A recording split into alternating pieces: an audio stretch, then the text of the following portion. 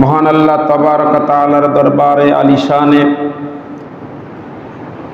লাখ কোটি শুকুর ও সুজুদ আদায় করছি যে মহান মনিব আমাদেরকে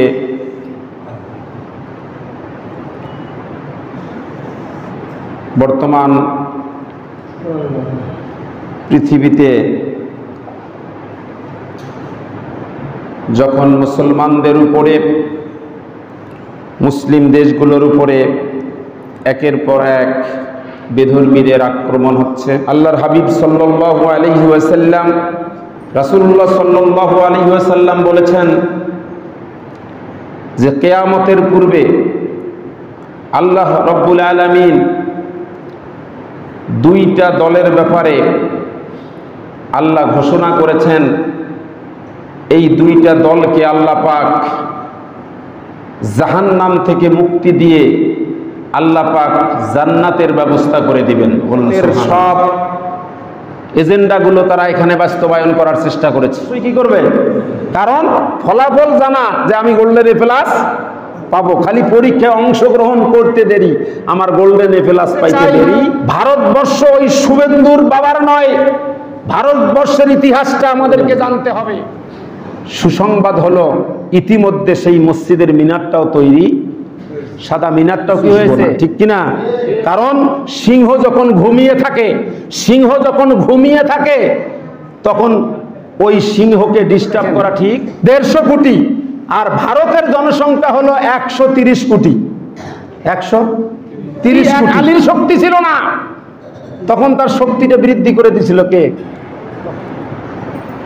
আপনারা জানেন, আমরা বদরের যুদ্ধে যারা অংশগ্রহণ করেছিলেন, যেই সমস্ত সাহাবীরা যারা যুদ্ধে অংশগ্রহণ করে জান্নাতি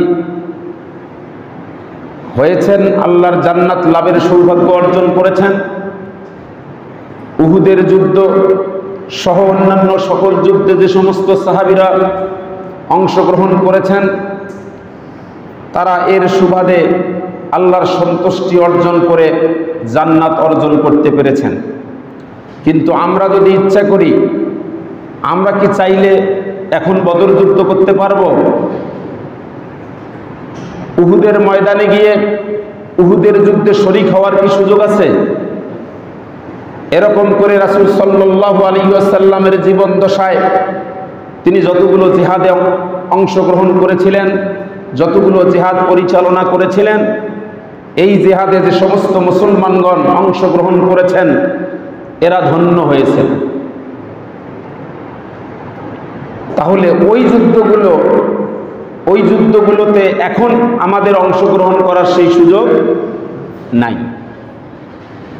কিন্তু আল্লাহর হাবিব সাল্লাল্লাহু আলাইহি ওয়াসাল্লাম যে ভবিষ্যৎবাণী করেছেন যে কিয়ামতের আগে দুইটা দলকে আল্লাহ পাক জাহান্নাম থেকে মুক্তি দিয়ে জান্নাতের ফয়সালা দিয়ে দিবেন, ঘোষণা করে দিয়েছেন বিশ্বনবী সাল্লাল্লাহু আলাইহি ওয়াসাল্লাম। আমার আপনার সুযোগ আছে সেই দুই দলের মধ্যে অংশগ্রহণ করার, এই সুযোগটা আমাদের এখনো আছে। আমাদের এখন জানতে হবে সেই দুইটা দল কোন দল। দুইটা দলের একটা দল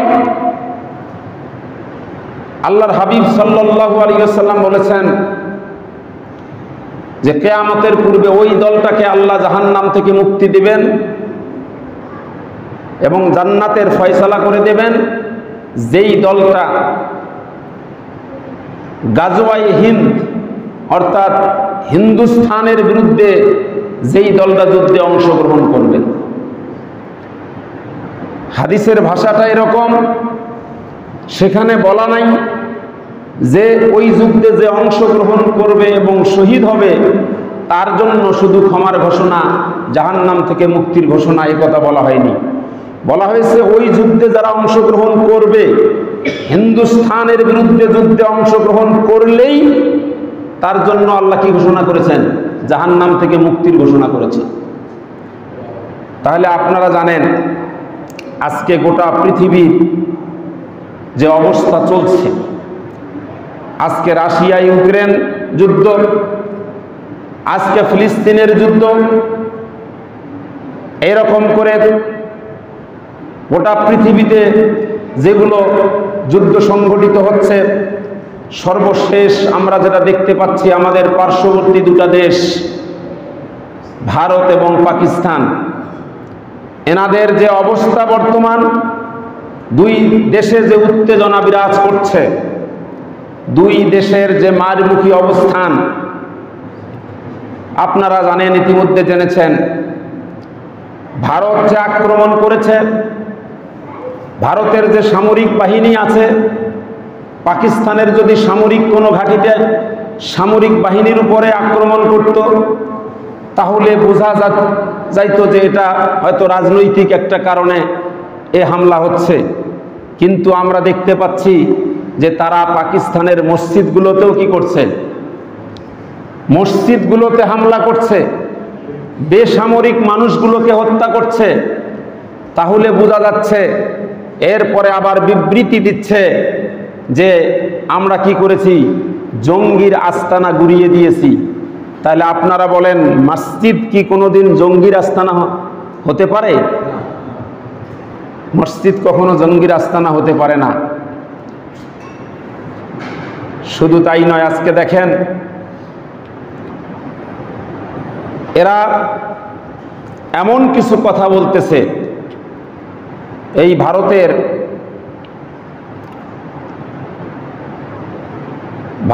RSS এর গুন্ডা সেই নরেন্দ্র মোদী, উগ্রবাদী হিন্দু যারা, এরা এমন কিছু কথা বলতেছে। আপনারা জানেন পশ্চিমবঙ্গের শুভেন্দু নামে একজন ব্যক্তি পশ্চিমবঙ্গের, সে বলেছে যে ভারতবর্ষ থেকে মুসলমানদেরকে কি করবে, নিশ্চিহ্ন করে দেবে। ভারতবর্ষ থেকে মুসলমানদেরকে নিশ্চিহ্ন করে দেবে। আমি সেই সন্ত্রাসী শুভেন্দুকে বলতে চাই যে ভারতবর্ষ কি তোমার বাবার, যে ভারতবর্ষ থেকে তুমি মুসলমানদেরকে কি করবা, নিশ্চিহ্ন করে দিবা? আপনারা জানেন এই কাশ্মীর ইস্যুতে ভারত এবং পাকিস্তানের যে অবস্থা, এছাড়াও গত বছরের 5ই আগস্ট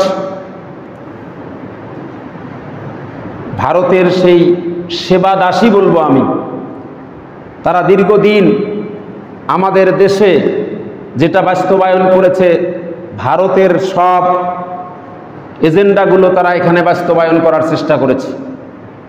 এই ভারতের সেবা দাসী যখন পলায়ন করলো, ভারতে চলে যাওয়ার পরে আমাদের বাংলাদেশ নিয়েও তারা ভিন্ন রকম আচরণ শুরু করে দিয়েছে।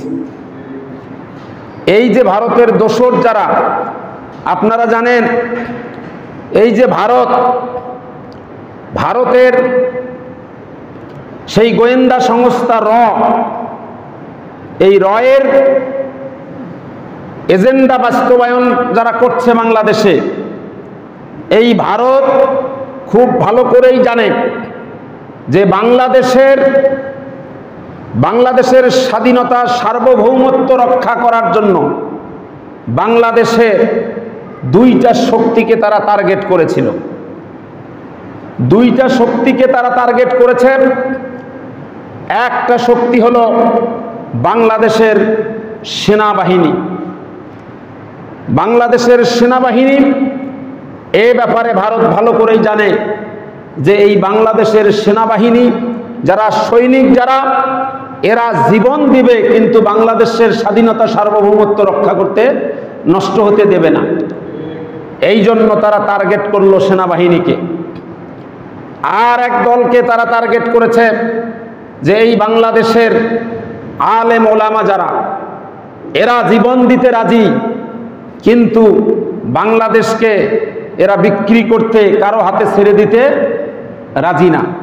এই জন্য তারা কি করলো, তারা অত্যন্ত কৌশলে বিগত ক্ষমতাসীন যারা ছিলেন, সেই ভারতের তাবেদার, ভারতের সেবাদাসী, তারা কি করলেন, তারা কি করলেন, এই সেনাবাহিনীগুলোকে 57 জন সেনা কর্মকর্তাকে হত্যা করলো কোথায়? পিলখানায়। সেনাবাহিনীকে হত্যা করলো কোথায়? পিলখানায়। সেখানে আমাদের দেশের কিছু বিডিআরদের মাধ্যমে মানে তারা এই কাজটা করেছে এবং এর পুরা প্ল্যানিং সম্পূর্ণ ছিল ভারতের। ওরা যুক্ত থেকে এই পিলখানার হত্যাকাণ্ডটা তারা করেছে। তাহলে তাদের টার্গেট ছিল দুইটা, যে বাংলাদেশকে রক্ষার জন্য জীবন উৎসর্গ করতে পারে দুইটা দল।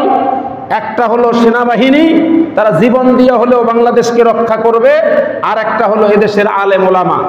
ষড়যন্ত্র করে তারা এই সেনাবাহিনীদেরকে হত্যা করলো পিলখানায়, আর আলেম ওলামাদেরকে এরা মেডিকেল ক্লিনিং, ট্রাইব্যুনাল ক্লিনিং করে আলেমদেরকে হত্যা করলো জেলখানায়।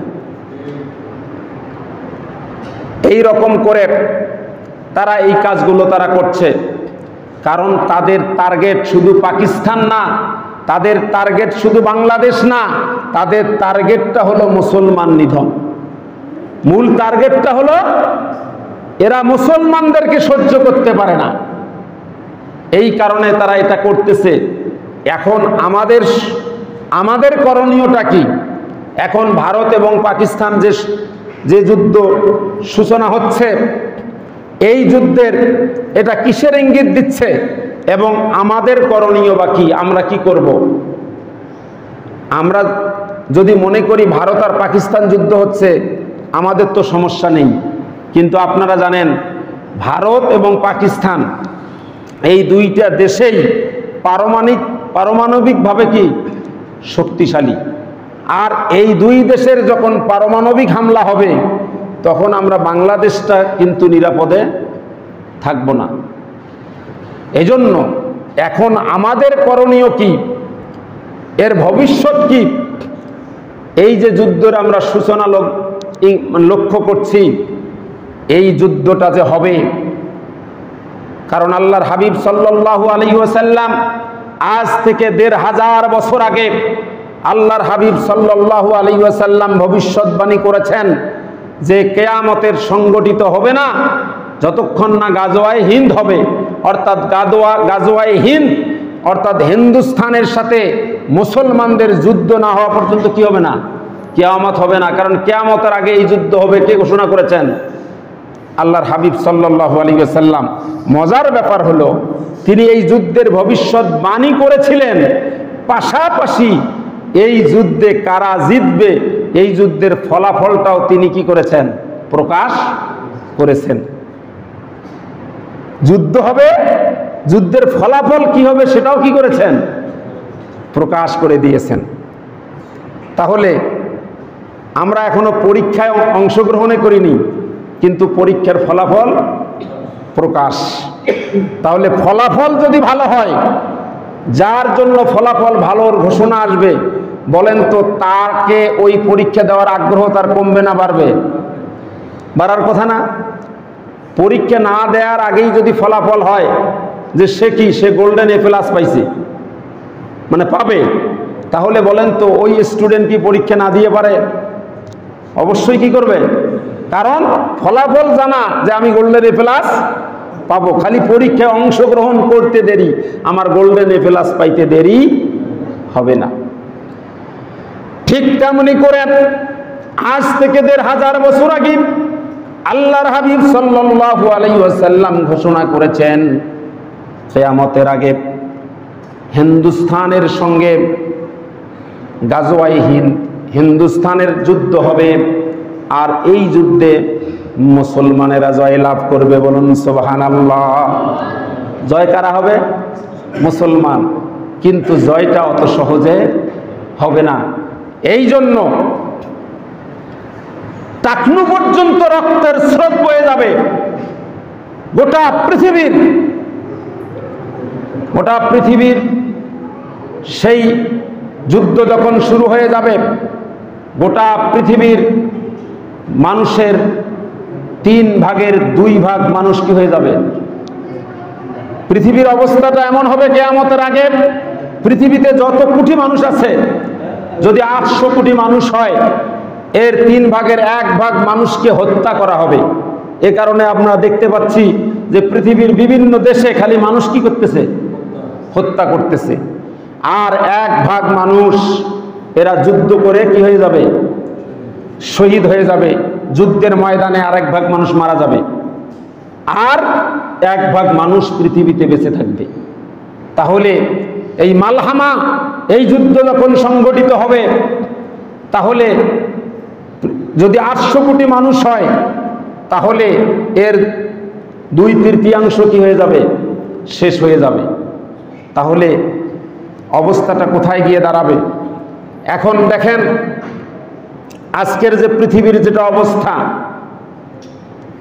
আমরা বাংলাদেশের মানুষ সহজ সরল মানুষ, আমরা ডাল ভাত খেয়ে খুবই আরামে আছি, নিশ্চিন্তে আছি।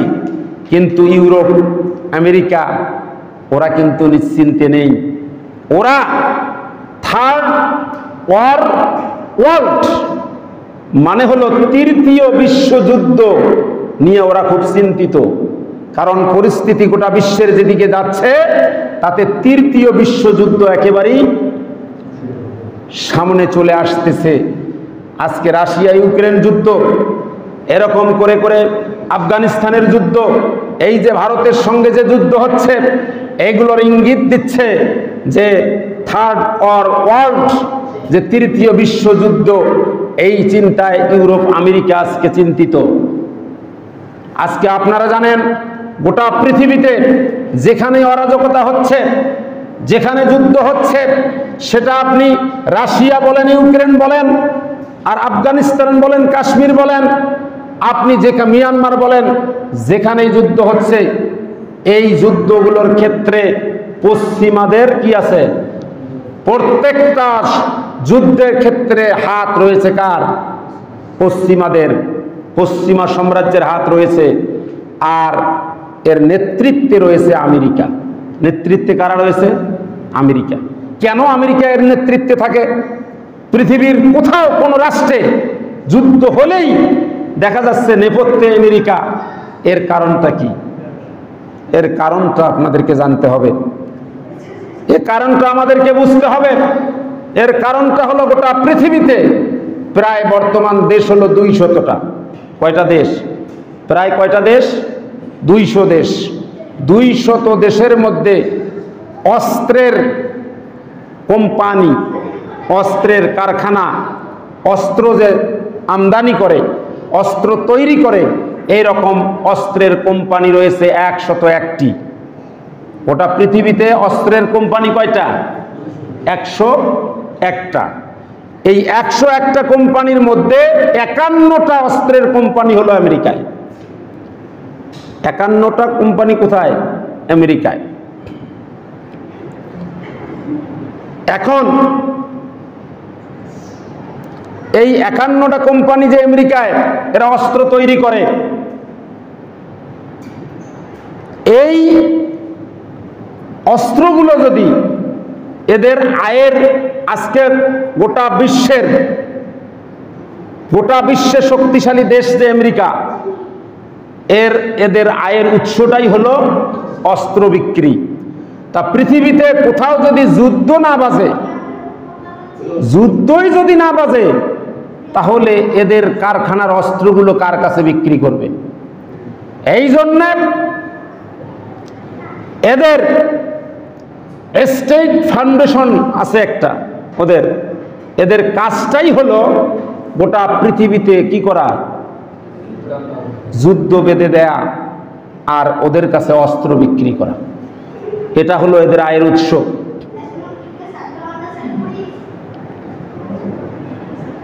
এই অস্ত্র তারা বিক্রি করে। এই বড় বড় কারখানাগুলো, 51টা অস্ত্রের কারখানা ওদের কাছে।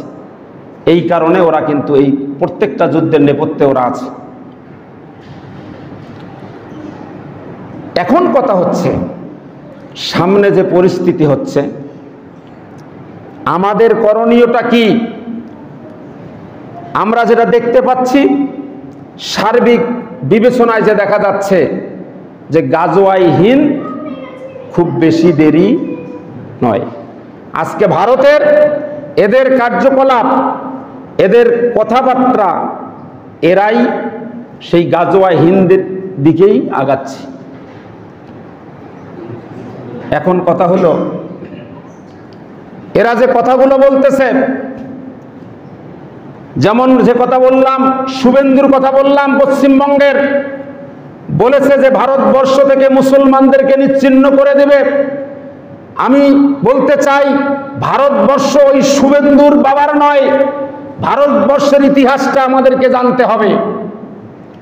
আপনারা যদি কেউ ইন্ডিয়া সফর করেন, দেখবেন ইন্ডিয়া গেট, ওই ইন্ডিয়া গেটের মধ্যে ভারতবর্ষ স্বাধীনের সময় যারা শহীদ হয়েছে, জীবন দিয়েছে, ওই তালিকা ওখানে ইন্ডিয়া গেটের মধ্যে ওরা লিখে রেখেছে। ওখানে দেখবেন এর বেশিরভাগের নাম আসবে মুসলমানের। এই ভারতবর্ষকে স্বাধীন করার জন্য রক্ত দিয়েছে মুসলমান। আমাদেরকে ভারতবর্ষের ইতিহাস জানতে হবে। এই ভারতবর্ষ 750 বছর, 750 বছরেরও বেশি শাসন করেছিল মুসলমান। সুবহানাল্লাহ বলেন। এই ভারতবর্ষ হিন্দুদের না, 750 বছরেরও বেশি শাসন করেছিল ভারতবর্ষ কারা? মুসলমানেরা।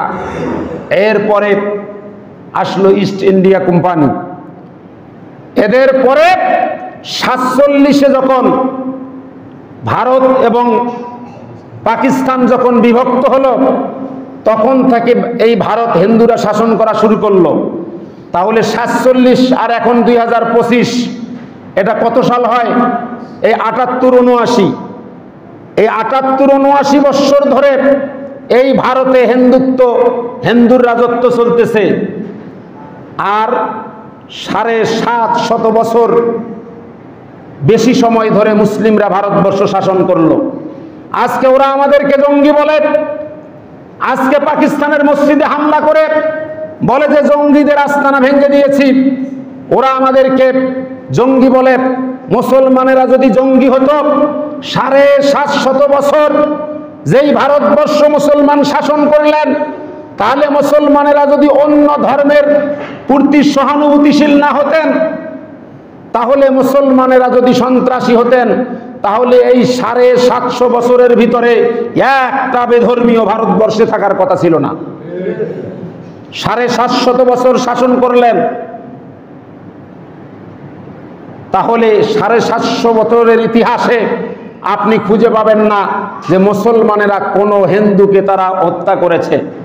আমরা যদি বাংলাদেশের কথা চিন্তা করি, এই বাংলাদেশে কোনো মুসলমান কোনো হিন্দুকে মেরেছে? কোনো মন্দির আমরা ভেঙেছি? ভাঙি নাই। কিন্তু এরা মাত্র এই 78-79 বৎসর এই ভারতের ক্ষমতা পেয়ে এরা এমন অবস্থা শুরু করেছে, এরা আমাদের বাবরি মসজিদ ভেঙে রাম মন্দির তৈরি করেছে। কি আশ্চর্যের বিষয়!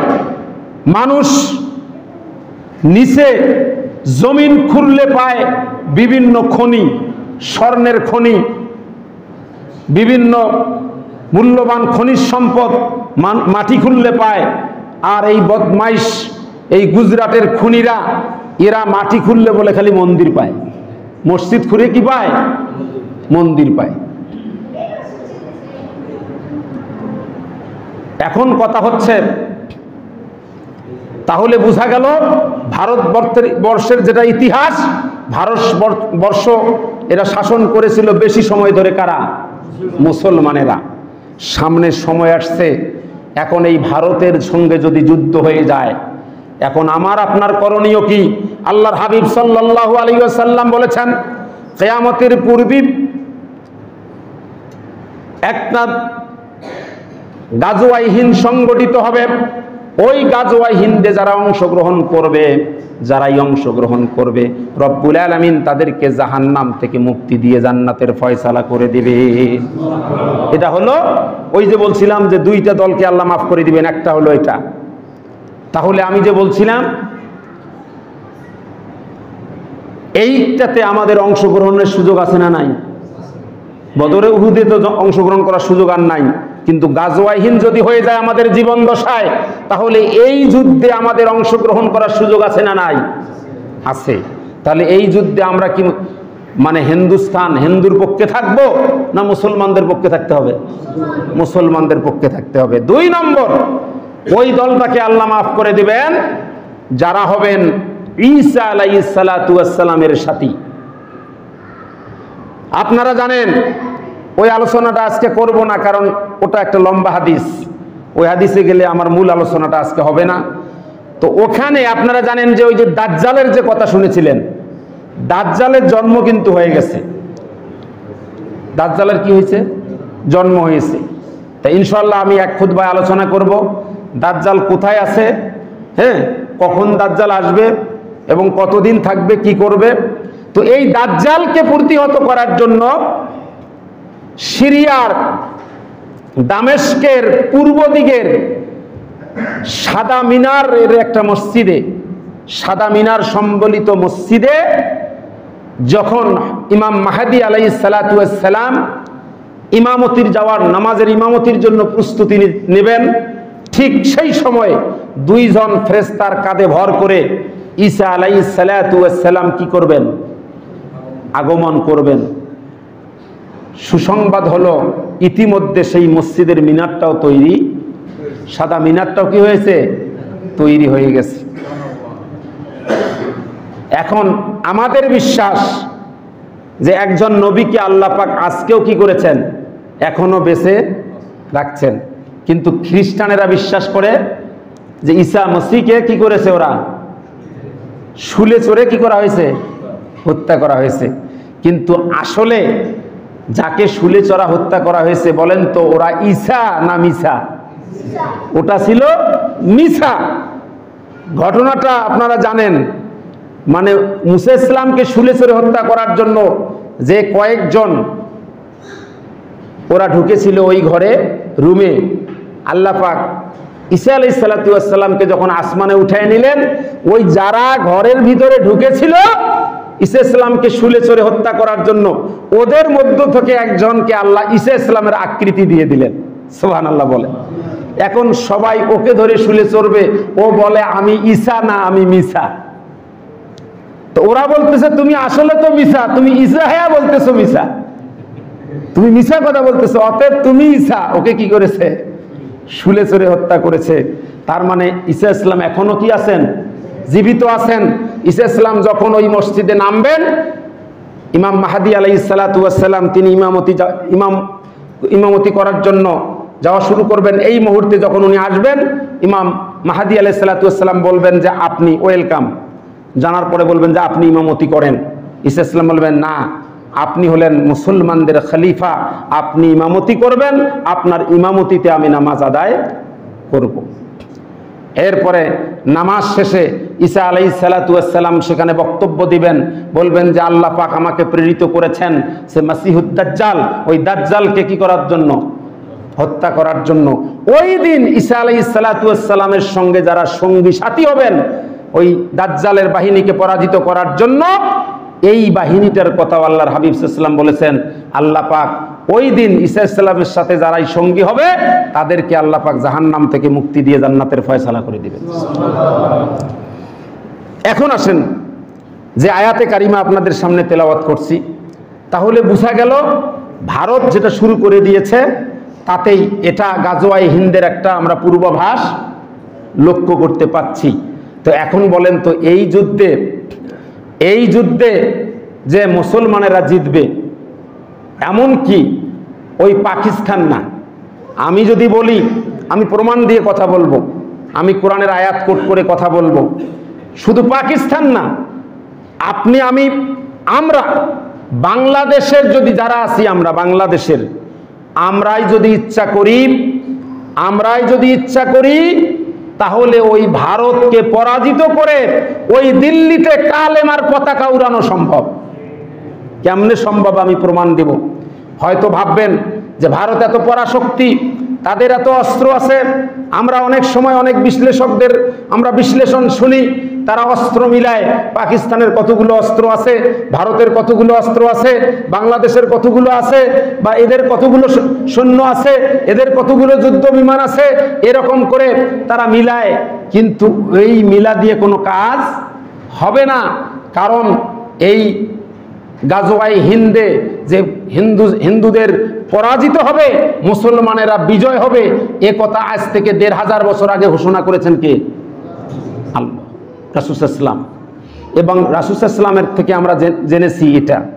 এবার আসেন কোরআন থেকে আপনাদেরকে বলি, ওদের সংখ্যা যতই হোক, আমাদের একটা অস্ত্র আছে, মুসলমানদের একটা কি আছে?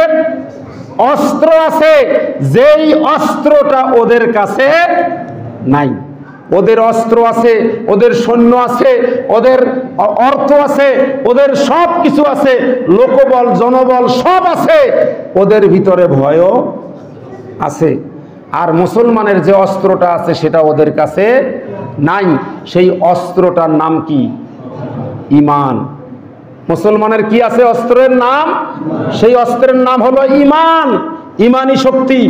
আমি একদিন একটা নেটে দেখলাম, একজন সৈনিক, পাকিস্তানের একজন সৈনিককে যখন ভারতেরা গুলি করে হত্যা করেছে, যখন তাদের আক্রমণে এরা হত্যা হয়েছে, এখন ওই সৈনিকের লাশ যখন নিয়ে আসতেছে, তার বাবা বলতেছে, পাকিস্তানের ওই আর্মিকে বলতেছে যে আমার এই ছেলেকে আগে আমার বাসায় নিয়ে আসবেন না, আগে আমি পরীক্ষা করে দেখতে চাই আমার ছেলের বুকের ভিতরে যদি বুলেট থাকে, যদি গুলি থাকে বুকের মধ্যে, তাহলে এই ছেলেকে আমার বাসায় নিয়ে আসবেন। আর আমার ছেলের যদি পিঠে গুলি থাকে, তাহলে ওই ছেলেকে আমি বাসায় রিসিভ করব, ওই লাশকে কি করব না? রিসিভ করব না। এরপরে তাকে বলা হয়েছে, সেই সৈনিকের বাবাকে, যে আপনি চিন্তা করবেন না, আপনার ছেলের বুকের ভিতরে 20টি বুলেটের আঘাত পাওয়া গেছে, 20টি বুলেট পাওয়া গেছে। তখন তার লাশ তিনি গ্রহণ করেছেন। তার মানে কি?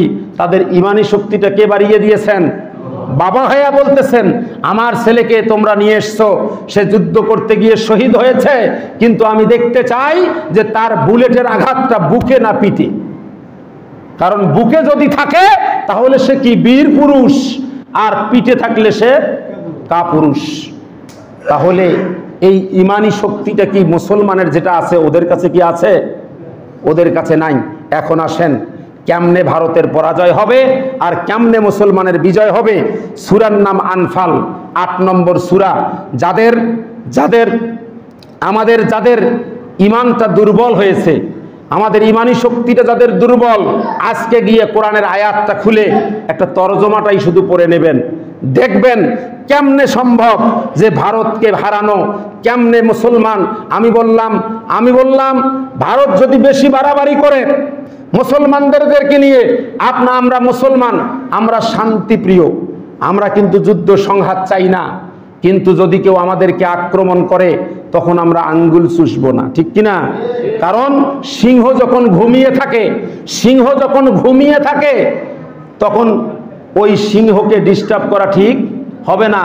সিংহ ঘুমিয়ে আছে, আর আপনি যদি যায় সিংহের কানের মধ্যে খালি খোঁচান, তাহলে কি করবে? সিংহ যদি জেগে ওঠে তাহলে বাঁচার উপায় থাকবে? ভারতকে সাবধান করে দিতে চাই, যা হয়েছে হয়েছে। আর যদি আমাদের এই বাংলাদেশের দিকে আর যদি কোনো ষড়যন্ত্র করা হয়, এই বাংলাদেশের মুসলমান, এই এরা সিংহ জাতি, এরা বীর জাতি, খালিদ বিন ওয়ালিদের এরা উত্তরসূরি, এরা যদি একবার জেগে ওঠে, ওই ভারতের দিল্লিতেও কালেমার পতাকা উড়ানো সম্ভব। সেটা কিভাবে? এবার দেখেন, সূরার নাম কি বললাম? আনফাল, 8 নম্বর সূরা, আয়াত নম্বর 65 মনে থাকবে। আল্লাহ রাব্বুল আলামিন বলেন, ইয়া আইয়ুহান নাবিয়্যু হাররিদিল মুমিনিনা আলাল কিতাল।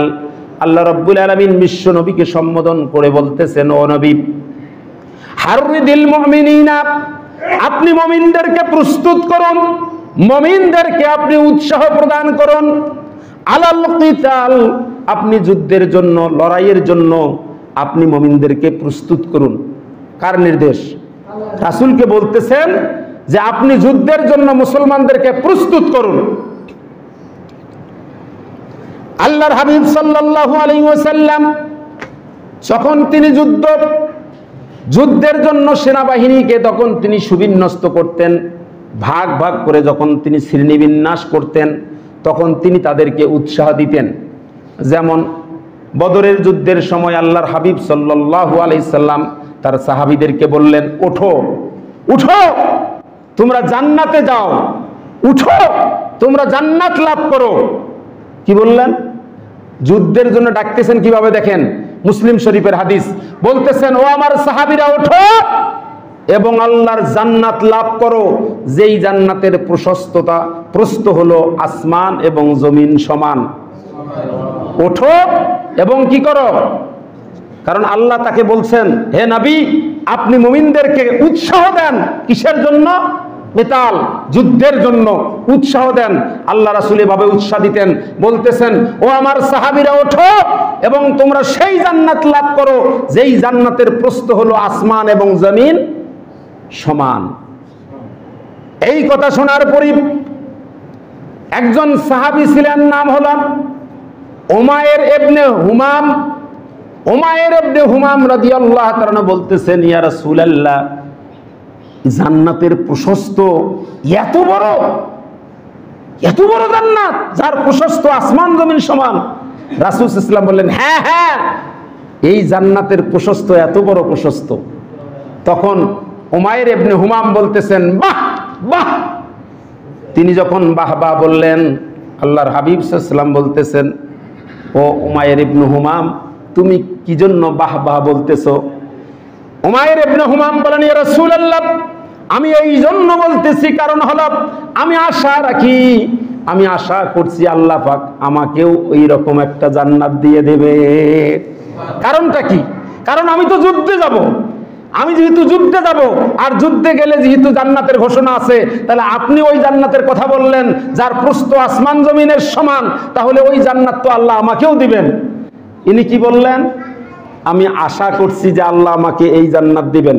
সঙ্গে সঙ্গে আল্লাহর হাবিব সাল্লাল্লাহু আলাইহি ওয়াসাল্লাম ভবিষ্যৎবাণী করে বললেন, ও উমাইর ইবনে হুমাম, আল্লাহ পাক নিশ্চিত তোমাকে ওই জান্নাত দিয়ে দেবেন। এরপরে তিনি কিছু খেজুর খাচ্ছিলেন, সঙ্গে সঙ্গে তিনি ওই খেজুর খাওয়া বাদ দিলেন, বললেন যে খেজুর খাওয়া শেষ করলে দেরি হয়ে যাবে।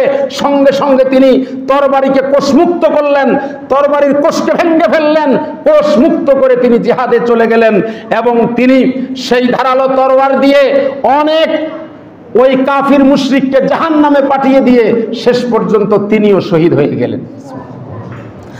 এখন কথা হলো, উৎসাহ দেওয়ার পরে আয়াত এখানে শেষ হয়নি। আল্লাহ বলছেন, ইয়াকুম মিনকুম 20 সাবিরুনা ইয়াগলিবু মিআতাইন। আল্লাহ বলতেছেন, ও হাবিব, আপনি মুমিনদেরকে জিহাদের জন্য উৎসাহ দেন, প্রস্তুত করেন। আর সেই সাথে একটা সুসংবাদের কথা বলে দেই, একটা কথা আমি জানিয়ে দেই, একটা হিসাব আল্লাহ পাক দিয়ে অঙ্কের একটা হিসাব দিয়েছেন। আল্লাহ বলছেন, ইয়াকুম মিনকুম 20 সাবিরুনা, যদি ধৈর্য ধরে মুসলমানেরা ইমানের বলে বলিয়ান হয়ে যদি ধৈর্য ধরে ওই বাতিলের বিরুদ্ধে, বেধর্মীদের বিরুদ্ধে যদি তারা লড়াই করতে পারে, তাহলে 20 মানে হলো 20 জন মুসলমান, 20 জন মুসলমান, মিয়াতাইন মানে হলো 200 কাফিরদের বিরুদ্ধে জয়লাভ করবে। 20 জন মুসলমান জয়লাভ করবে কত জনের বিরুদ্ধে? 200 কাফিরের বিরুদ্ধে। আয়াত এখানে শেষ হয়নি। এরপরে দেখেন আল্লাহ আবার বলছেন, ওয়া ইয়াকুম মিনকুম মিআতুন ইয়াগলিবু আলফাম মিনাল্লাযিনা কাফারু। আল্লাহ পাক এরপরে বলতেছেন, ওই রকম কয়জন বললো এখানে? ওয়া ইয়াকুম মিনকুম মিআতুন ইয়াগলিবু, আর যদি 100 জন মর্দে মুজাহিদ ধৈর্য ধরে ইমানের বলে বলিয়ান হয়ে 100 জন মুসলমান যদি ওই কাফিরদের বিরুদ্ধে যুদ্ধ করে, তাহলে আল্লাহ বললেন আলফাম, এখানে আলফন মানে কি?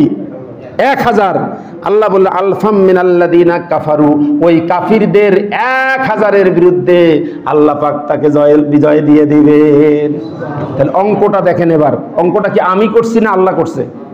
অঙ্কটার হিসাব দেখেন, মানে 20 জন যদি মুসলমান হয়, 200 জন ওই হিন্দুস্তানের ওই কসাইদেরকে হত্যা করে তারা বিজয় ছিনিয়ে আনতে পারবে। আর যদি 100 জন মুসলমান হয়, 1000 ওই কাফিরদেরকে হত্যা করে বিজয় ছিনিয়ে আনতে পারবে। তাহলে অঙ্কটা দেখেন, 1000কে 100 দিয়ে ভাগ করলে ভাগফল কত? 10। আবার 20কে যদি আপনি 200 দিয়ে ভাগ করেন, ভাগফল কত? 10। 220 দিয়ে 200 ভাগ করলেন, ভাগফল 10। আর 1000কে 100 দিয়ে ভাগ করলে ভাগফল কত? 10। তার মানে হলো একজন মুসলমান সমান 10 জন কাফির। আমি যে কথা বললাম, পাকিস্তানের দরকার হবে না, শুধু বাংলাদেশের মুসলমান যদি ইমানের বলে বলিয়ান হয়ে ওই ভারতের বিরুদ্ধে আমরা যদি লড়াইয়ে ঝেঁপে পড়তে পারি, পাকিস্তান বা অন্য কোনো দেশের সহযোগিতা ছাড়া শুধু ওই ভারত আর আমরা বাংলাদেশের মুসলমান মিলেই ওদেরকে আমরা নাস্তে নাবুদ করে দিতে পারবো। সংখ্যাটা এবার ধরেন, বাংলাদেশের জনসংখ্যা কত? 18 থেকে 20 কোটি। আসলে কিন্তু বাংলাদেশের মানুষ খুব চালাক, এইটা কিন্তু একুরেট হিসাব না। আসলে বাংলাদেশ ওই আমেরিকাদের কাছ থেকে, পশ্চিমাদের কাছ থেকে জন্ম নিয়ন্ত্রণ আছে না, এই জন্ম নিয়ন্ত্রণের বড় একটা বাজেট পায়। আর সংখ্যাটা যদি একুরেট বলা হয় তাহলে এই বাজেটটা আর তারা দেবে না। এই কারণে বাংলাদেশের জনসংখ্যা হিসাবে কিন্তু অতটা বাড়ে না। আসলে কিন্তু বাংলাদেশের জনসংখ্যা কিন্তু 30 কোটিরও কি আছে, বেশি আছে আমার যেটা ধারণা। কারণ অনেক আগেই শুনছি 17 কোটি 97 সালে, মানে বাড়ে না বেশি, অথচ যে হারে বাড়তেছে। যাই হোক, এখন 20 কোটিয়ে ধরি, এখানে হিসাব হলো মুসলমান হলো 14 থেকে 15 কোটি। আচ্ছা, যদি ধরেন 15 কোটি মুসলমান হয়, তো এটা হলো সংখ্যায়। আর যুদ্ধের ময়দানে যদি হয়, তাহলে এই 15 কোটি মুসলমান, 15 কোটি গুণন 10, তাহলে কত হলো? 150 কোটি। হিসাবটা দেখেন, 150 কোটি। আর ভারতের জনসংখ্যা হলো 130 কোটি, 130 কোটি। তো যদিও মুসলমান বেশি, ওদের হিসাবটাই নেই, মুসলমান হলো ওখানে 30 কোটি। 30 কোটি কি মুসলমান, ভারতে 30 কোটি। তাহলে 30 কোটি সংখ্যায়, কিন্তু যখন যুদ্ধ বেজে যাবে, যুদ্ধের ময়দানে সংখ্যাটা কত হবে? 30 কোটি গুণন 10, তার মানে কত? 300 কোটি। আর বাংলাদেশে 150 কোটি, তাহলে টোটাল কত কোটি হলো? 450 কোটি যুদ্ধের ময়দানে। তাহলে মুসলমান হলো 450 কোটি, আর হিন্দু থাকলো কয় কোটি? 100 কোটি। 100 কোটি, 130 কোটি তো মুসলমানগুলো তো আমাদের পক্ষে থাকবে। তাহলে ওদের হলো 100 কোটি, আমরা কত? 450 কোটি। হিসাবটা দেখছেন? এই আল্লাহর কোরআনের আয়াতের হিসাব এটা কিন্তু। তাহলে কিন্তু আচ্ছা বলেন, এইরকম যদি যুদ্ধ হয়, এরকম যদি যুদ্ধ হয়, ওই শিলপাটা আছে না, ওটা পাটা, আর যেটা দিয়ে ডলে ওটা কি বলে? শিলপাটা দিয়ে ঘষাঘষি করলে ওই পেঁয়াজ রসুন মরিচের যে অবস্থা হয়, এই 450 কোটি মুসলমান যদি ওদের বিরুদ্ধে লেগে যায়, ওদের অবস্থাটাও কি হবে? এরকম একটা অবস্থা হবে।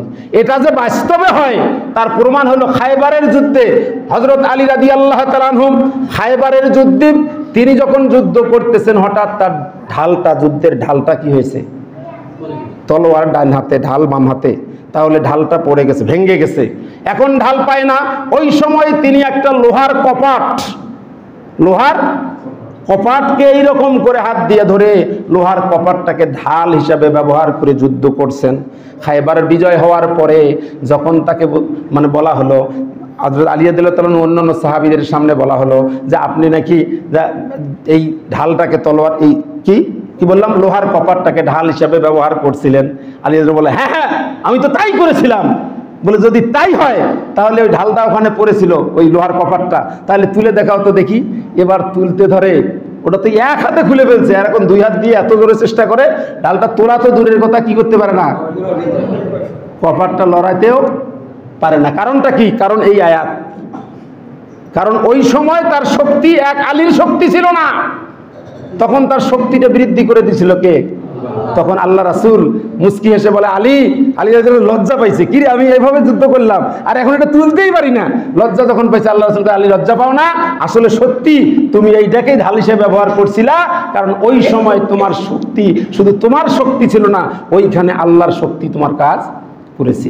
সুতরাং পরিশেষে যে কথা বলতে চাই, সামনে যে ভয়াবহ অবস্থা দেখতে পাচ্ছি, আমাদেরকে প্রস্তুত হতে হবে। যদিও গাজওয়ায়ে হিন্দ যদি আমাদের জীবন দশায় হয়, আমাদের নিয়ত করতে হবে। আমরা যদি নাও পাই, যদি আমাদের অন্তত নিয়তটা, ইখলাসটা থাকতে হবে যে আল্লাহ আমাদের জীবন দশায় যদি গাজওয়ায়ে হিন্দ যদি সংগঠিত হয়, ওই যুদ্ধের আমি একজন কি হব, যোদ্ধা হব প্রথম সারির। আল্লাহ রাব্বুল আলামিন আমাদের সেই নিয়তটাকে কবুল করুন, এবং সত্যিকার আমাদের জীবন দশায় যদি আমরা গাজওয়ায়ে হিন্দ পেয়ে যাই, আমরা যেন সেই যুদ্ধের প্রথম সারির একজন যোদ্ধা হতে পারি। আল্লাহ রাব্বুল আলামিন এই তৌফিক আল্লাহর কাছে কামনা করে আলোচনা শেষ করছি। আসসালামু আলাইকুম ওয়া রাহমাতুল্লাহি তাআলা ওয়া বারাকাতুহু।